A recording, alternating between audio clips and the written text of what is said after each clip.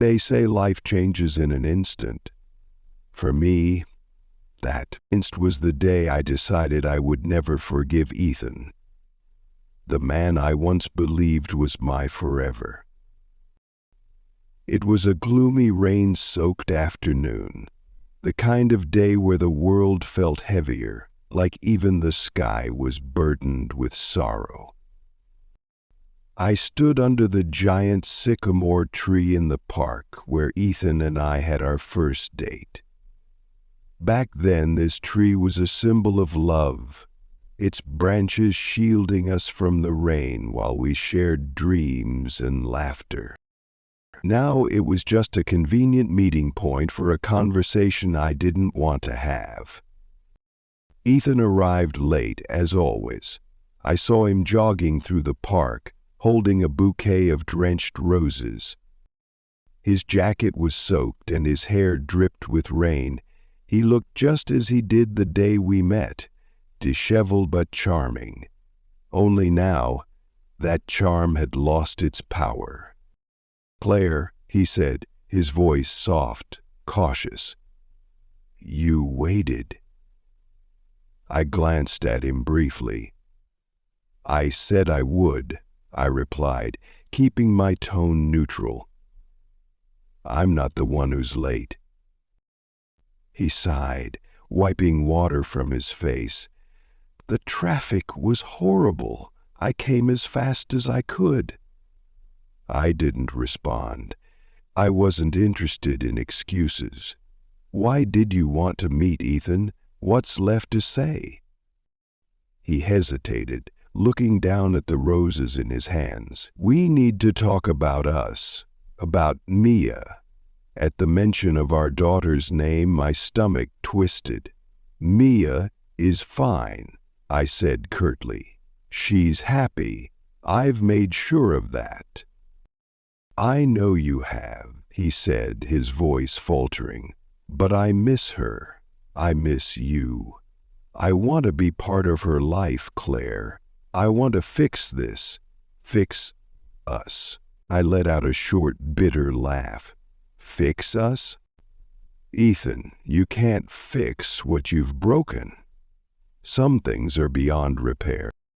He stepped closer, holding out the roses as if they could bridge the chasm between us. "I've changed, Claire. I'm working on myself. I've been going to therapy, trying to control my anger. I know I've made mistakes, but I'm ready to make it right." "Your anger," I repeated, my voice icy. "That's what you call it?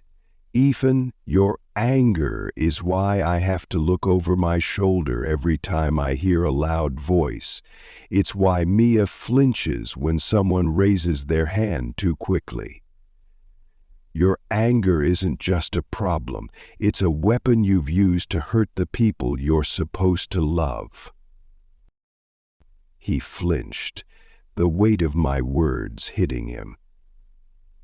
"I never meant to hurt you. You have to believe that." "I don't have to believe anything," I snapped. "You didn't just hurt me, Ethan. You shattered my trust, my confidence in every promise you ever made. And then, when I was at my most vulnerable, you turned your back on us." "That's not true," he protested. "I was under a lot of pressure, work, finances. It all got to me. I wasn't thinking straight." "You were never thinking straight," I said, my voice sharp. "Not when you left me alone in the hospital while I was in labor. Not when you screamed at me for not cleaning the house after I'd been up all night with Mia. Not when you raised your hand and thought it was okay to hit the woman you vowed to protect."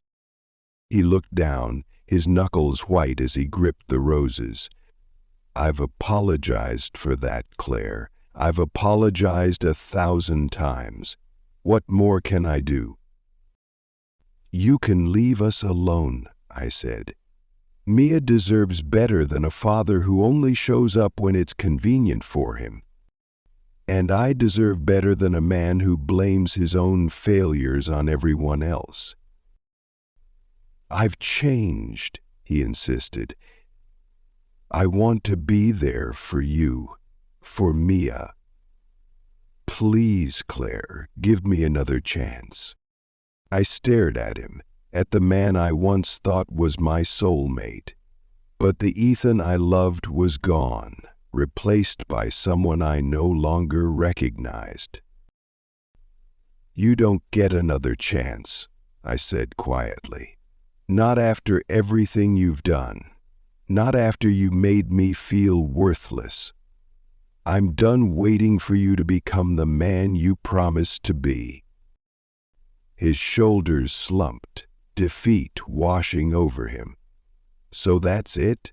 You're just giving up? I'm not giving up, I replied. I'm letting go, for Mia's sake, for mine. He nodded slowly, his gaze fixed on the ground. I'll never stop loving you, Claire. I'll never stop trying to make things right. Love, I said, a bitter edge to my voice. If this is love, Ethan, I want no part of it. Love doesn't hurt. It doesn't leave bruises, physical or emotional. Whatever this is, it's not love. He nodded slowly, his gaze fixed on the ground. Then, almost in a whisper, he said, I love you, Claire. I love you more than I ever did before. I felt a sharp pang in my chest, but I didn't let it show. Instead, I looked at him, my voice steady. Yeah, I saw that love, Ethan. I saw it in the way you spent your time with someone younger, more beautiful and energetic. That's where your love went, didn't it? His face turned pale, and for once Ethan was silent. He didn't deny it. He couldn't. The rain fell harder, drenching us both. I turned and began walking away, my heart heavy but resolute. I didn't look back, not even when he called my name one last time. That day under the sycamore tree was the end of one chapter and the beginning of another. I knew it wouldn't be easy. But I also knew that Mia and I deserved a life free from pain and fear. Some wounds never heal, but they teach us to protect ourselves and the ones we love. And as I walked into the storm, I realized I wasn't just surviving. I was finally taking the first step toward living. If you enjoy the story, please like, subscribe, and share.